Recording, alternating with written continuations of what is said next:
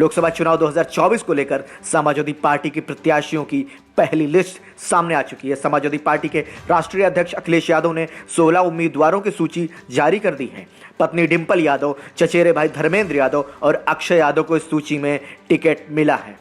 वहीं बसपा और कांग्रेस से आए कुछ नेताओं को भी टिकट का उपहार मिला है। प्रत्याशी ऐलान के अखिलेश यादव के इस कदम को एक तरफ इंडिया गठबंधन की आपसी रणनीति से जोड़कर देखा जा रहा है, वहीं दूसरी तरफ इस ऐलान को कहीं न कहीं भाजपा के दांव से उस पर ही मनोवैज्ञानिक दबाव बनाने की कोशिश की जा रही है। समाजवादी पार्टी की लिस्ट पर नजर डालें तो इस लिस्ट में कुछ ऐसे नेताओं को भी टिकट दिया गया है जो कुछ समय पहले कांग्रेस छोड़कर पार्टी में शामिल हुए हैं। इनमें अनु टंडन का नाम सबसे ऊपर है। अनु टंडन पुरानी कांग्रेसी नेता मानी जाती हैं। उन्नाव से वह सांसद भी रह चुकी हैं। हालांकि इस सीट पर अब भाजपा के साक्षी महाराज सांसद हैं। 2019 के लोकसभा चुनाव में अनु टंडन कांग्रेस के प्रत्याशी के तौर पर तीसरे स्थान पर रही थी। वही समाजवादी पार्टी दूसरे नंबर पर थी। अब अनु टंडन को सपा से टिकट मिला है। इसी तरह अकबरपुर लोकसभा सीट से समाजवादी पार्टी ने राजाराम पाल को प्रत्याशी बनाया है। बता दें 2019 के लोकसभा चुनाव में राजाराम कांग्रेस के टिकट पर मैदान में थे। परिणाम आने के बाद राजाराम पाल तीसरे नंबर पर रहे थे। उस चुनाव में यह सीट सपा बसपा गठबंधन के तहत बसपा के खाते में गई थी। बसपा दूसरे नंबर पर रही थी और जीत भाजपा के देवेंद्र सिंह भोले की हुई थी। फर्रुखाबाद और लखनऊ में क्या करेगी कांग्रेस पार्टी? समाजवादी पार्टी ने कांग्रेस पार्टी को झटका देते हुए फर्रुखाबाद से डॉक्टर नवल किशोर शाक्य को प्रत्याशी बना दिया है।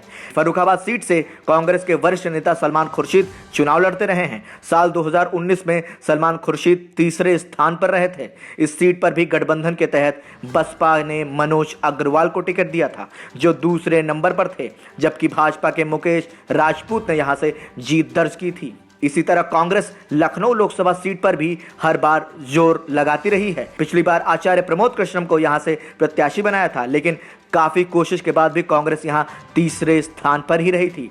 पिछली बार सपा बसपा गठबंधन के तहत इस सीट पर सपा ने पूनम सिन्हा को मैदान में उतारा था, लेकिन वह भी दूसरे स्थान पर रही थी। इस बार समाजवादी पार्टी ने आगे बढ़ते हुए पहले ही रविदास मेहरोत्रा को प्रत्याशी बना दिया है। अब देखना यह होगा कि क्या कांग्रेस इन्हें समर्थन देती है या अपना प्रत्याशी खुद मैदान में उतारती है।